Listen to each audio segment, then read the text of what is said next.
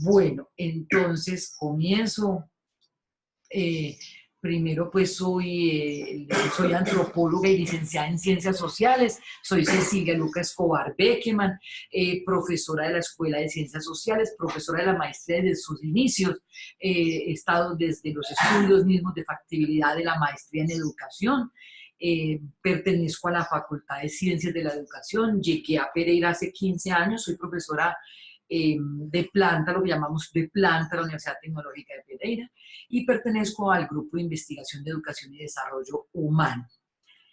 Como les decía, yo creo que el secreto de una educación sin fronteras, y creo que quedó muy bien escrito: cuando aprendo, transformo mi práctica educativa.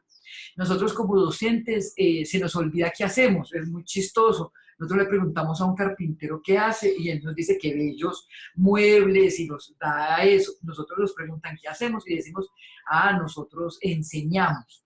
Yo creo que la práctica educativa es aprender. La práctica educativa es desaprender todos los días. Y a veces se nos olvida, bueno, ¿qué es la práctica educativa? De pronto instrumentalmente es el hecho de planear, de concertar, de buscar bibliografía, de enseñar. Pero yo diría que la práctica educativa también es un acto político, como lo hablan Carr y Kemis. La práctica educativa es poner en escena también quién soy yo, la generación que soy. Nosotros no podemos pensar que nuestra práctica educativa se encuentra limpia, digámoslo así, o se encuentra sin género, sin generación, se encuentra sin formación docente. Yo puedo dictar de pronto un curso de matemáticas, pero sería antropóloga en todo caso y sería mujer, y me llevaría en todo caso los aciertos y desaciertos de mi experiencia de vida. Yo soy de la generación de la guayaba, como dice Andrés López en La pelota de letras. Eso es importante, pensar primero que todo la generación, y más si hablamos de una maestría en educación y una maestría acompañada desde la virtualidad. Tenemos que empezar con eso, o sea, ¿qué tuve que hacer yo? Pues como dice Andrés López, que somos la generación de La pelota de letras. Vamos entonces a mirar un segundito el video de Andrés López.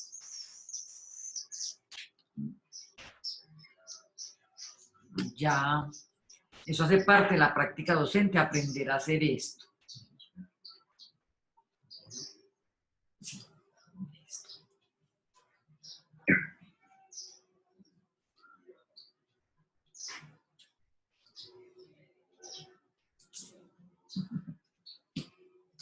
Listo. Disfrutamos en familia del primer electrodoméstico en comunidad, llamado televisor en blanco y negro. Televisor mueble, pata diagonal, punta bronce. Mueble, como que una mesa de centro que reprodujo con un radar y salió el televisor. Se prendía el televisor. Tocaba esperar a que se calentara. Uno puede sacar una radiografía enfrente. Un punto blanco en la mitad. Y de pronto el punto blanco hacía 2 canales y medio. Había uno que medio entraba. ¿Quién fue el primer control remoto de mi papá? Respondía a comandos visuales paternos.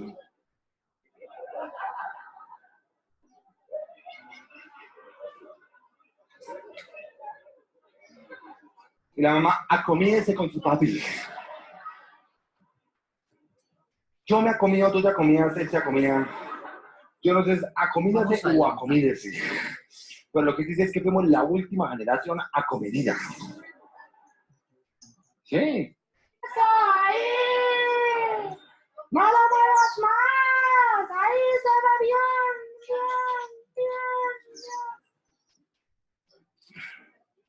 ¡No! ¿Dónde está eso?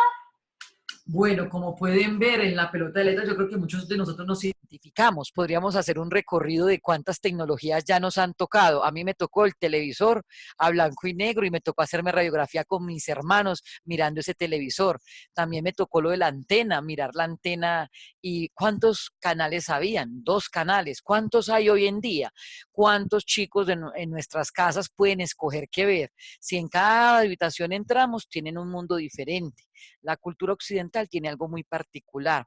Es como nosotros estamos marcados por el género y por la generación. Entonces, si entráramos a una casa, a cada habitación podríamos saber perfectamente qué generación hay allí si miráramos los canales que están usando.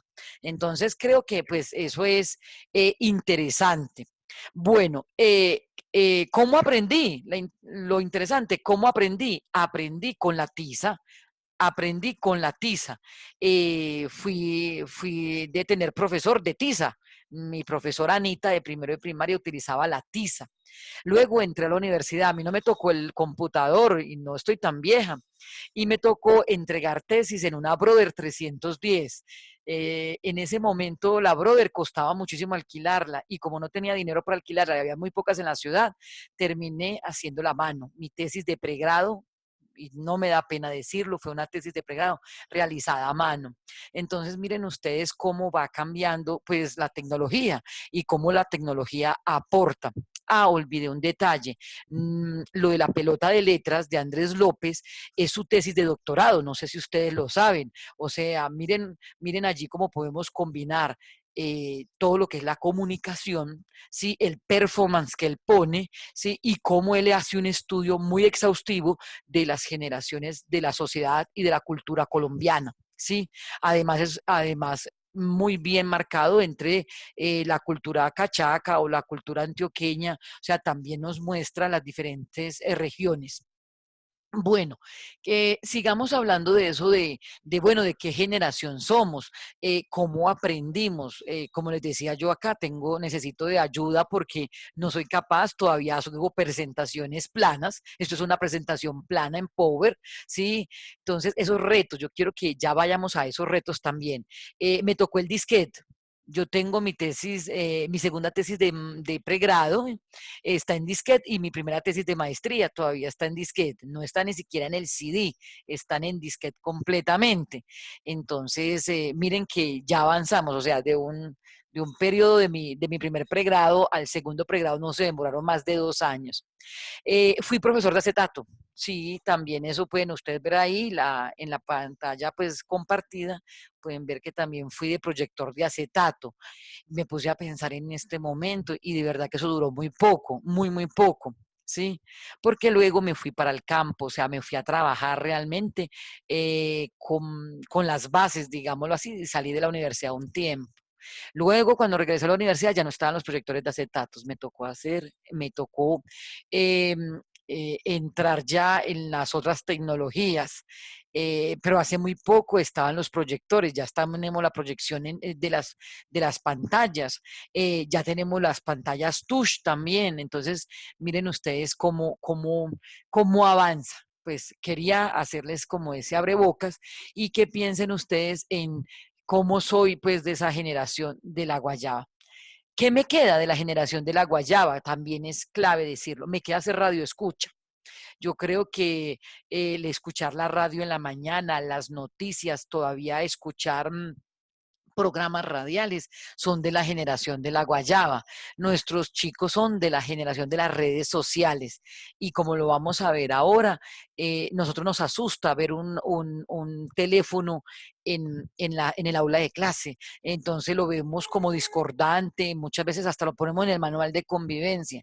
Yo me he sorprendido ya en varias escuelas, pues que trabajo en las prácticas educativas, veo que los profesores se aterran, se sorprenden, se molestan porque hay un celular en clase. Entonces, ¿cómo hacer para que esas redes sociales, esos nuevas tecnologías que nos invaden, porque no puedo decir que no nos invaden, hagan parte de nuestro ejercicio docente? Bueno, voy a continuar.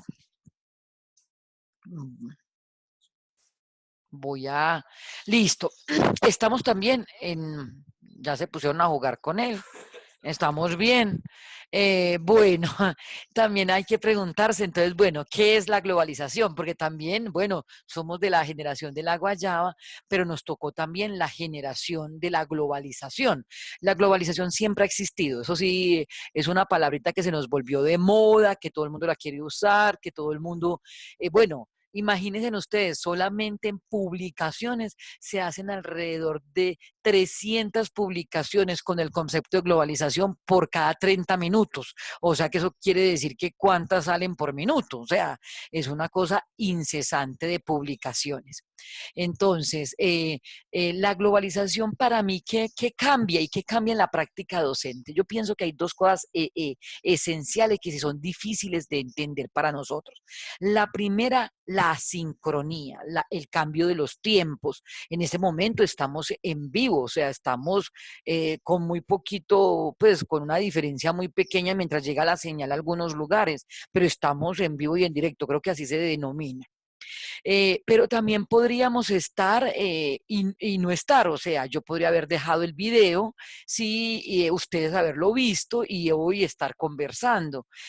Podríamos estar conversando todos al mismo tiempo, sí, podríamos estar viendo una ponencia de 3 o 4 personas y ustedes conectando la que le interese o no.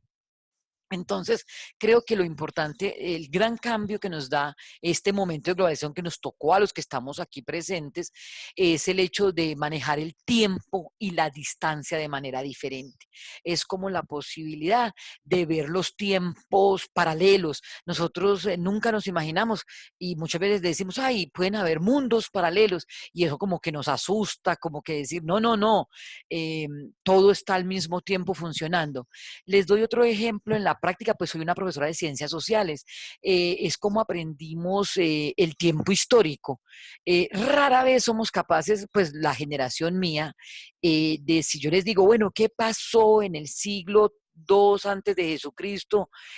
Rápidamente díganme en China, en Colombia, nosotros tenemos que pensarlo y pensarlo. ¿Por qué? Porque se nos enseñó el tiempo histórico fragmentado, no se nos enseñó el tiempo sincrónico no fragmentado, como poder comparar rápidamente esos tiempos. Entonces yo creo que ese es un proceso muy acelerado de cambio al que debemos pues adaptarnos porque es un reto adaptativo, es un fenómeno que acelera los procesos existentes. Entonces también es el tiempo. Yo recuerdo hace unos días, y por eso que creo que las tecnologías nos ayudan, no, me preguntaba una profesora de primaria y me decía, profe, yo no he sido capaz de explicarle a mis niños los usos horarios. Y yo le pregunté, pues estamos en Pereira, como yo les decía, Pereira también tiene unas características, es una población altamente migrante. Nosotros aquí tenemos muchos de nuestros jóvenes, por ejemplo, en la universidad, que sus madres se encuentran en España, ahora en Chile, antes en Estados Unidos. Yo le decía, pues estamos utilizando la categoría, por ejemplo, de retornado en este momento. La Oficina Internacional de Migración está utilizando el concepto de retornado. Y yo le decía a la profe, ¿cuántos retornados tiene usted en el aula de clase? Y ella me dijo, profe, ¿cómo así? Yo le estoy hablando de usos horarios. Le dije, pues claro, los niños que ya tienen sus mamás en España manejan mucho mejor que nosotros los usos horarios. ¿Por qué? Porque ellos se levantan a las 6 de la mañana y sus mamitas son al mediodía y ya los están controlando. Su mamá está almorzando y nosotros aquí apenas estamos empezando la jornada educativa. Entonces, es esa posibilidad. Yo creo que esos son los dos grandes cambios también y que deben pues como transgredir, digámoslo así, nuestra práctica docente. Entender que no tenemos que estar en el mismo sitio que nuestros estudiantes, que no tenemos que estar en el mismo tiempo, en la misma sincronía que ellos. Y ahí donde se viene lo interesante de las redes sociales, donde se viene interesante esto del Zoom, bueno, de todas esas plataformas que nos permiten comunicarnos. Yo me río, por ejemplo, cuando viajo, mis estudiantes me piden clase por WhatsApp y yo los miro como diciendo, bueno, ¿y yo cómo voy a dictar una clase por WhatsApp si no tengo tablero? Sí, pero ellos mismos se las ingenian. Ellos dicen, no, profe, nosotros tenemos la presentación, usted nos compartió la presentación, vaya contándonos por WhatsApp. Y yo le digo, ¿cómo que les voy contando? Sí, profe, a medida que se va para el aeropuerto, nos cuenta la clase y nos cuenta dónde está. Entonces es eso, es un gran reto para nosotros saber dónde nos vamos a poner en el ubicar del tiempo y del espacio. Las aulas corren peligro, diría yo, esas aulas que podemos llamar jaulas, o sea, en el cemento, siempre cerradas, y no poder dictar clase en pleno concierto pues de cualquier cantante. Yo puedo estar en un concierto dictando clase o mis estudiantes en concierto y escuchando clase, sino que aún nos cuesta. Entonces, hay pues, una multiplicidad de instituciones también. Es un mundo interrelacionado en permanencia. Bueno, ¿qué más podemos entonces decir de esos retos de la globalización, pues, de esos retos de un profesor en tiempos de globalización? Em, el fenómeno de la globalización es un hecho que no se puede negar, como lo vengo de decir, o sea, va a generar ámbitos en la sociedad y en la educación. Hace unos días hablábamos de primaria infancia y hablábamos también de un autor que se llama Nardowski y él decía, la gran transformación de nuestra infancia va a estar en la capacidad o en el peligro de tener toda la información. ¿Dónde están los filtros de la información? Un joven frente a la pantalla, nosotros no logramos saber qué está buscando, qué está mirando. Antes nosotros teníamos por generación o por edad, teníamos, digámoslo así, segregaciones de la información. Nosotros no teníamos acceso a toda la información. Hoy la tenemos. Solamente hace menos de 20 años tuvimos la primera guerra televisada. Eso fue terrible para nosotros. Yo recuerdo esa guerra y esa guerra era 24 horas sobre 24 en un canal de televisión y uno no se podía haber imaginado. Nuestros abuelos, yo recuerdo que yo lo miraba con mi abuelo y él decía, ¿cómo es posible estar permanentemente viendo los bombardeos y saber que existe una guerra en el Golfo Pérsico? Entonces, estas tecnologías de la información y la comunicación nos han permitido abrir. También recuerdo una frase del abuelo. Yo le pregunté, abuelo, ¿habían tantos muertos en su época? Y él me contestó muy sabiamente, hija, no habían tantos televisores para volver a lo de pelota de letras. O sea, la comunicación nos permite saber qué pasa en el momento preciso, rápidamente. Sabemos que me acuerdo de las Torres Gemelas también, todo el mundo se llamaba, todo el mundo se escribía. Yo todavía tenía Viper en esa época, no tenía ni siquiera WhatsApp, era un Viper.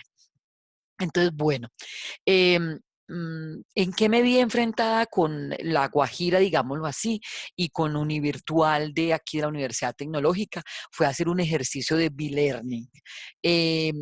Nosotros con el B-Learning era facilitar y me pareció una estrategia fundamental en la transición, diría yo, en la transición de el aula regular, tradicional, presencial, a un rol de la distancia. ¿Cómo manejar eso? O sea, yo creo que no es fácil. No todos los profesores hemos hecho cursos intensivos de tecnologías, de uso de la información. Eh, entonces, claro, hay unos retos que ya vamos a ver que nos implican. En La Guajira, nosotros hicimos un ejercicio de pilotaje de 2 asignaturas eh, y fuimos acompañados, digámoslo así.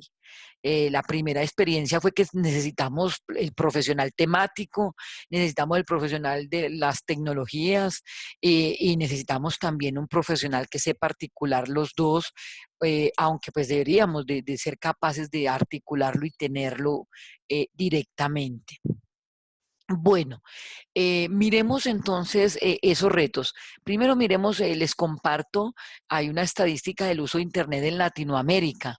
Sí, Latinoamérica, hay una cosa bien chistosa, diría yo. Colombia es uno de los países con más celulares per cápita. O sea, llegamos a tener celulares por persona. Tenemos 44 millones de habitantes y yo no sé cuántos millones de teléfonos. O sea, superamos el número de teléfonos que habitantes. Si miramos la distribución y penetración por país, pues claro, Brasil, México, claro, los países pues con mayor desarrollo, pero si vemos Colombia no queda muy atrás, sí tenemos un 50%, digámoslo, de penetración de Internet. Cuando lo miramos en los mercados internacionales y comparamos Latinoamérica con el resto del mundo, pues sabemos muy bien que donde se llamaban los tigres asiáticos, todo lo que es Corea, Singapur, tienen pues claro los altos desarrollos. Nosotros Latinoamérica estamos en un intermedio, todavía estamos muy bajos, pero todavía nos estamos retando, todavía queremos saber cómo hacerlo. Yo creo que eso es importante. La evolución del Internet, pues es sorprendente en menos de 10 años, como podemos decir que ya el Internet hace parte del uso doméstico, hace parte de la factura de los servicios públicos. Ya no era, la televisión fue mucho más lenta, el Internet no. Sí, la televisión todavía hay gente que no necesariamente tiene cable, pero Internet sí lo tiene. Entonces, eso es importante. Los procesos de globalización pues afectan entonces la educación porque inciden sobre los sujetos y sobre los contenidos del currículo y las formas de aprender, dice José Jimeno Sacristán. La escuela, eso es lo que yo les decía ahorita, la escuela dejó de ser el único medio a través del cual las nuevas generaciones entran en contacto con el conocimiento. Eso lo debemos tener muy presente. Nosotros todavía creemos que somos el receptáculo único de la información, más no conocimiento. Entonces, eso, pues, eso es muy importante tenerlo en cuenta. Sí, mirar cómo la escuela ya no es eso, ya no es el único lugar donde uno va a educarse, donde uno va a informarse, donde uno va a instruirse. Entonces ya la escuela es simplemente, yo diría, es el lugar y el escenario de la socialización. Y eh, en- nosotros lo olvidamos. Nosotros no hemos podido transformar esa escuela.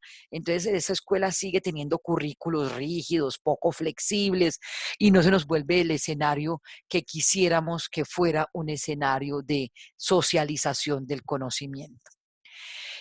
Si miramos las estadísticas, de acuerdo con los datos actualizados del Instituto de Estadística de la UNESCO, todavía tenemos 617 millones de niños y adolescentes en todo el mundo que carecen de un nivel mínimo en lectura y matemática.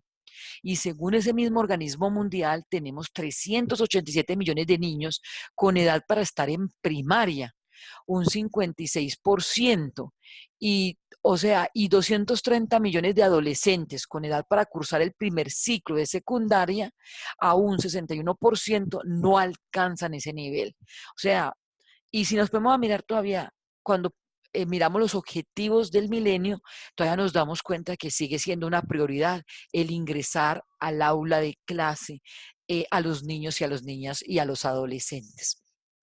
Otra cosa que, por ejemplo, me interpela a mí como docente es la edad de la escolaridad. Sí, yo creo que si habláramos de la virtualidad realmente y de esas oportunidades que nos da la virtualidad, yo creería el ser la educación en permanencia y no tener que tener una edad para educarse. Pues desafortunadamente nuestra edad, en nuestras aulas hoy en día ubicamos a la gente por su edad. Entonces, tú tienes tal edad, estás en quinto de primaria, tienes tal edad, estás en bachillerato, pero la pregunta sería, es que ese niño desea estar ahí. Los contenidos y las competencias que están en ese grado son las que se requieren, son las necesarias. ¿Qué tan interesante podría ser de tener niños y niñas que como en un restaurante puedan tomar a la letra, sí, a la carta, perdón, los conocimientos? Por eso yo lo he ensayado mucho con mi grupito de investigación y mis estudiantes en formación. Por ejemplo, los MOOC, todos esos cursos de formación en MOOC, cómo ellos escogen. A mí me parece supremamente interesante cómo ellos escogen las temáticas. Pero lo que me parece lamentable es todavía la forma que nos la presentamos. Así como hoy yo no estoy de acuerdo con lo que yo hice hoy, sí, pero el tiempo no me lo permitió hacer una presentación plana. ¿Cómo podríamos haber hecho videos? ¿Cómo podríamos haber hecho grafitis? ¿Cómo podía haber yo escrito en la pantalla? Sí, o sea, avanzamos, digamos lo que no, pues que no podemos negar los avances, pero eso implica que nos movamos todos, que, que, que los sentamos todos, que nos retemos todos.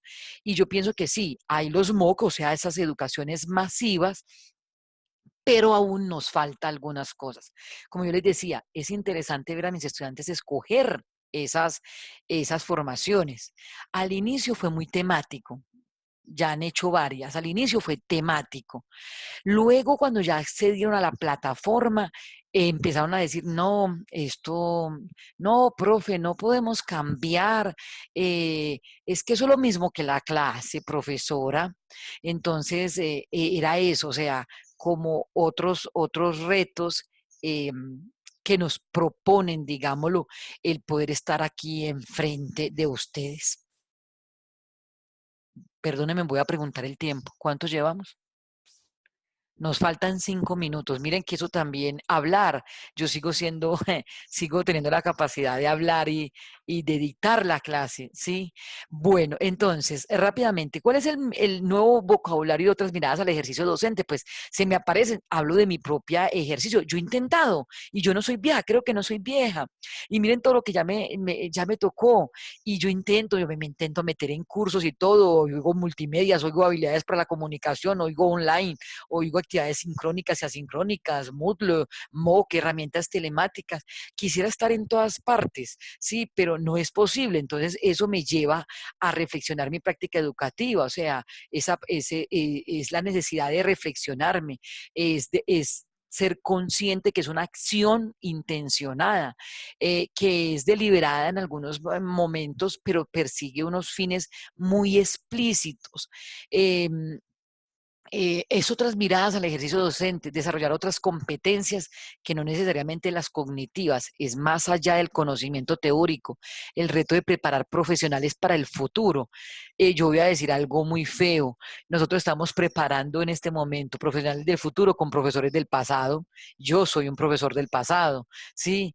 Entonces a mí me preocupa eso, me preocupa por ejemplo que todavía seguimos con algunas competencias y algunas habilidades humanas eh, que no hemos desarrollado. Yo hablo ya desde lo colombiano, la autonomía, este tipo de nuevas formas de trabajar, los MOOC, las virtualidades, una maestría virtual, me lleva a ser autónomo, me lleva a ser colaborativo, me lleva a ser flexible y no solamente flexible curricularmente, no solamente flexible en el hecho de entender que no todos ustedes sí entendieron cómo deben de estar ubicada la cámara, cómo debe estar cerrando las pantallas, si me están escuchando correctamente, también flexible de si se va la luz. ¿Qué hago si se va la luz? Sí, ¿qué hago si se cae la red? Bueno, hay otros conceptos allí. Los profesores deben de contribuir a una práctica educativa innovadora para coayudar a transitar de la sociedad de la información a las sociedades del conocimiento. Las innovaciones en educación tienen ante sí como principal reto los procesos de adopción por parte de las personas, los grupos y las instituciones. Yo creo que no cambiamos nosotros solamente, no vamos a cambiar nosotros. Los profesores no estamos preparados para la era de la informática. Se requieren equipos interdisciplinares. Sí, hay costos. Esto cuesta dinero, esto tiene costos humanos también.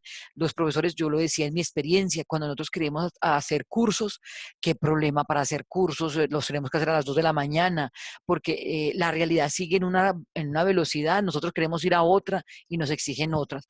Equipos, tiempo, nosotros no tenemos equipos, muchas veces en nuestras universidades o los mismos profesores de colegio no tienen equipos, o sea, no tienen un simple computador para poderse comunicar. El profesor desea entonces afrontar este nuevo reto, debe buscar formación, sus tiempos, sus lógicas de vida no le permiten muchas veces lograrlo. Las lógicas institucionales también. Nos piden unos planes de trabajo, unos tipos de indicadores, por ejemplo, en las evaluaciones, y no son acordes tampoco al uso de las nuevas tecnologías. Entonces, es como, yo diría a veces con respeto, es la esquizofrenia del sistema. Nos piden algo, nos retan a otra cosa y terminamos haciendo una tercera. O nosotros vamos muy juiciosos, seguimos, como digo, profesores del pasado, intentando modernizarnos, pero la institución se queda en el pasado. Entonces, es muy, muy complicado. La necesidad de controlar la calidad de la información, la velocidad que permite este nuevo tiempo, insisto en eso.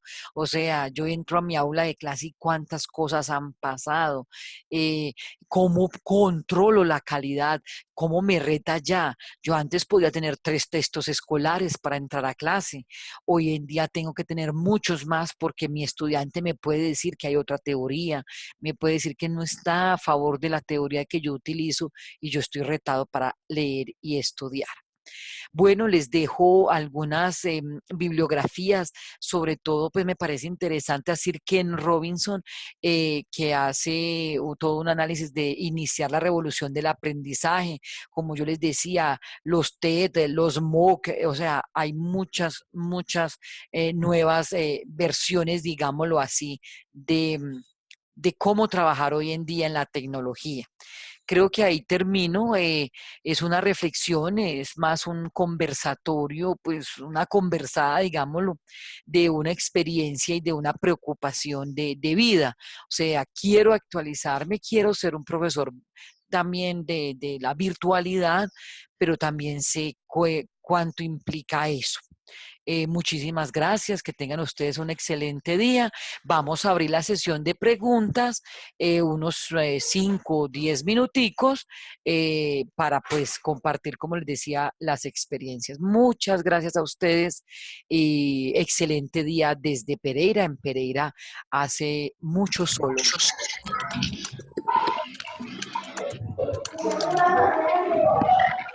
Bueno, ¿quién quiere comenzar?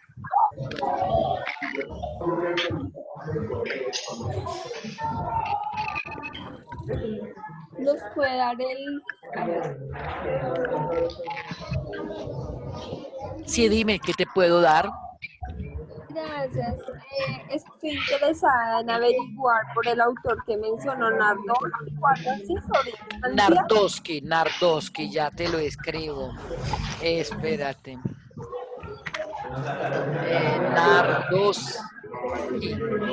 Nardowski.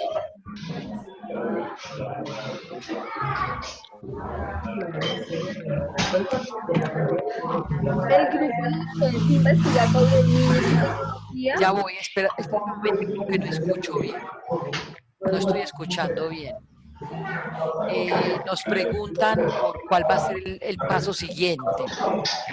Vamos a tener unas conferencias iniciales este semestre para ya luego pues abrir las convocatorias a la maestría. Cerrar todos los micrófonos, me dice. Ya vamos. Vio que eso es el reto. Ese es el reto. Espérame en 2 segundos. Listo. ¿Qué más?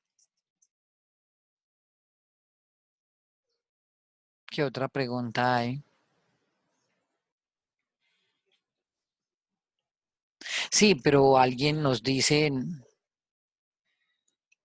listo, vamos. El que esté interesado en hablar nos hace señas por escrito y abrimos su micrófono, porque cuando se abren todos los micrófonos, entonces tenemos problemitas.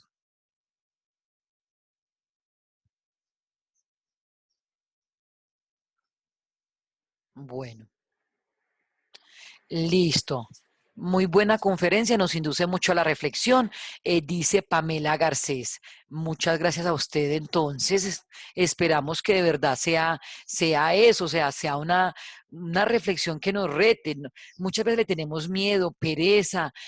Como les digo, yo soy consciente, eso cuesta tiempo, cuesta muchas cosas, porque seguimos dictando clases a lo antepasado, parecemos picapiedras.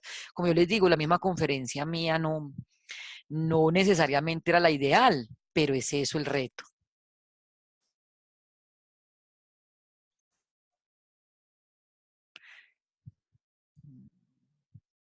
Listo.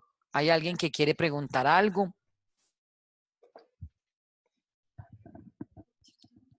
Listo. Me van preguntando por el chat y ya aquí me ayudan y le abrimos el micrófono.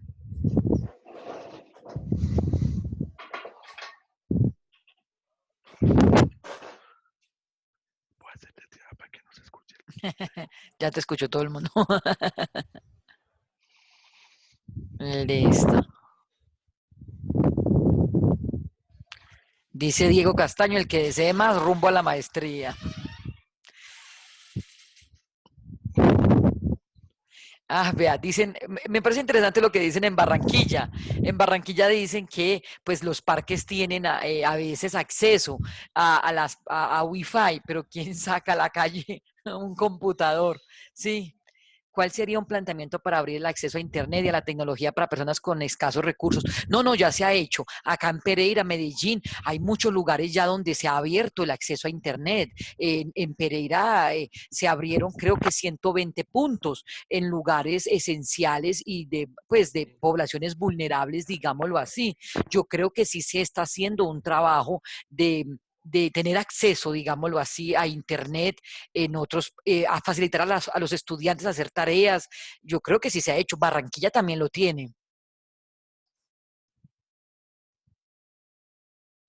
Necesito hacer mi estado del arte en el uso de las TIC, en la práctica docente. Ahí se le toca esperar a María Carvajal, le toca esperar la maestría, sí, pero hay mucho, o sea, en ese tema hay muchísima bibliografía. Yo voy a mandarles de pronto, con lo univirtual pueden hacer consulta. Yo creo que estoy mirando aquí, perdóname la compañera, en univirtual, ellos tienen, ahorita les mandamos un correo y muchas veces nos responden, digámoslo así, algunas preguntas o lo reenvían a un profesor que sepa del tema.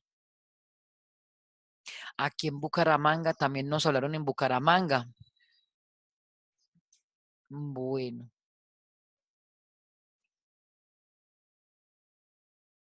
Sí, también hablan de Bucaramanga, que también hay experiencias, o sea, yo sí creo que hay experiencias, yo creo que los muchachos, los más jóvenes, van más adelante que nosotros.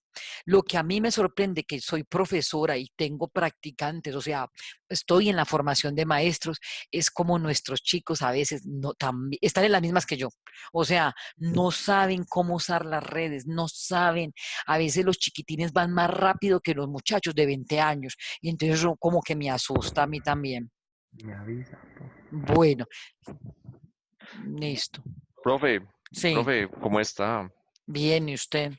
Bien, gracias a Dios. Profe, yo le voy a apoyar desde otro computador, Listo. eh, tratando de moderar un poco las preguntas que acabamos de encontrar aquí a través del chat para participar, incluso también Listo. las de Facebook Live, ¿le parece?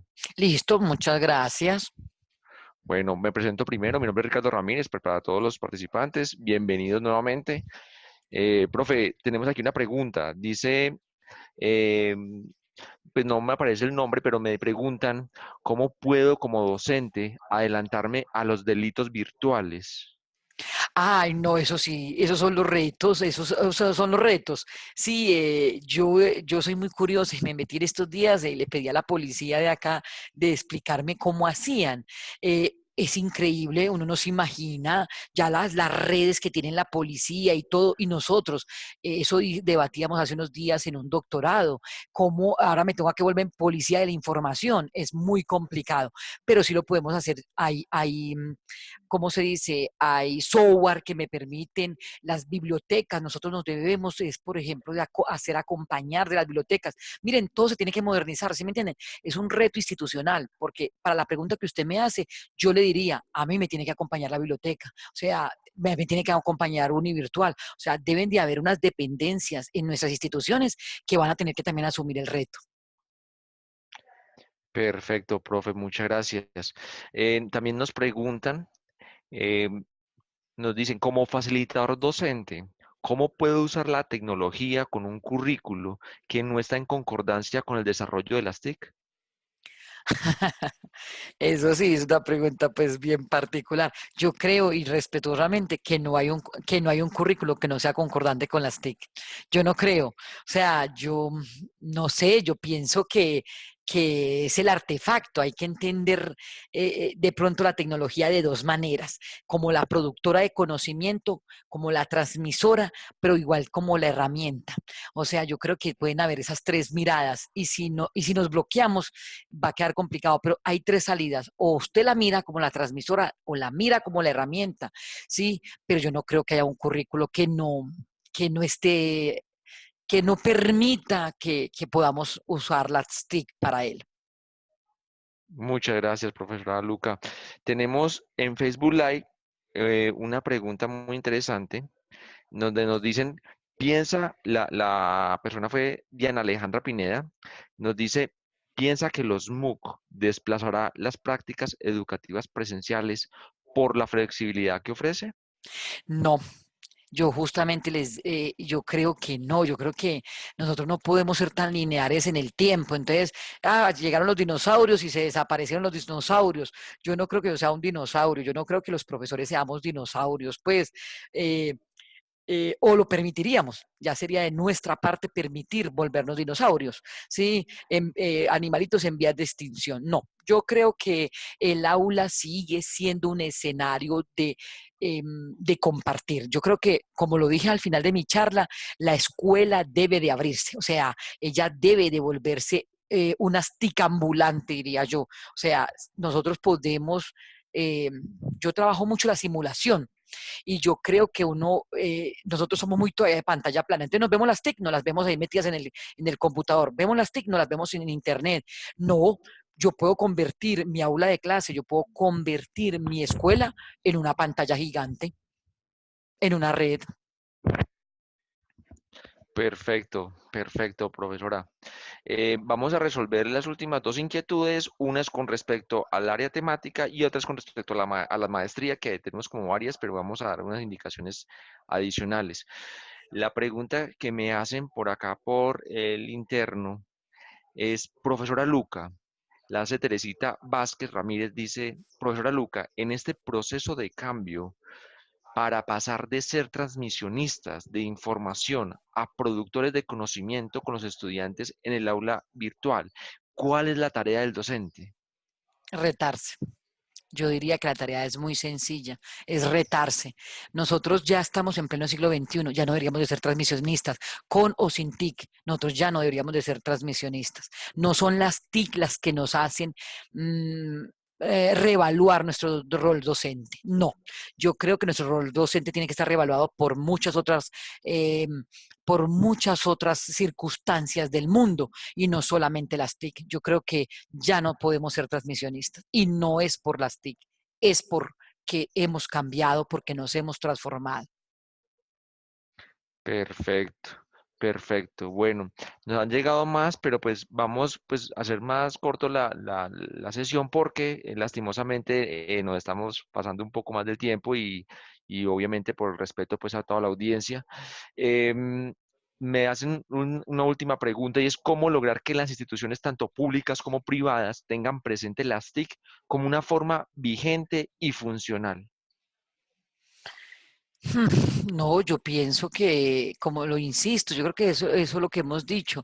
Las TIC tienen tres salidas, no solamente, o sea, no la podemos ver solamente como herramienta. Las TIC son algo más que la herramienta. Es eso, yo creo que es la respuesta. Y ahí es donde está la dificultad, porque claro, nosotros somos profesores temáticos, somos profesionales. La universidad y la docencia se hizo muy disciplinar, digámoslo así. Entonces nosotros nos enfocamos en la disciplina y se nos olvidó las didácticas, se nos olvidó la pedagogía y se nos olvidaron otras cosas que nos ayudan. Perfecto, profesora. Yo voy a dar una información acerca de la maestría, ¿Listo? porque nos están dando muchas inquietudes, hay muchas inquietudes acerca de la maestría en educación metodología virtual y pues quiero dar algunas indicaciones que nos piden. Lo primero es que la maestría tiene una Acerquemos. fecha de inicio para el próximo semestre. En Son este momento todavía no se encuentran las inscripciones inscripciones. abiertas.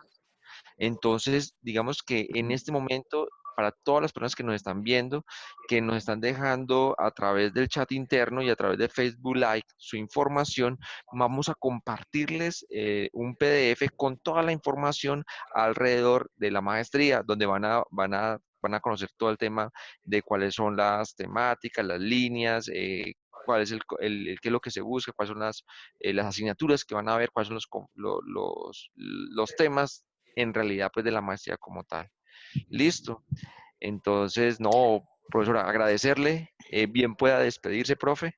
Muchísimas gracias. Entonces me despido de todos, invitándolos a esto, a esta aventura que empezó ya hace muchísimos años y que todavía podemos pensar que, que está en el futuro. Pero es eso, el futuro es todavía más sorprendente y más cautivante. Entonces, un abrazo a todos y espero que tengamos estudiantes en nuestra maestría. Muchas gracias. Muchas gracias también a todos los que han ingresado por Facebook Live y a través de Zoom. Dios los bendiga y hasta pronto.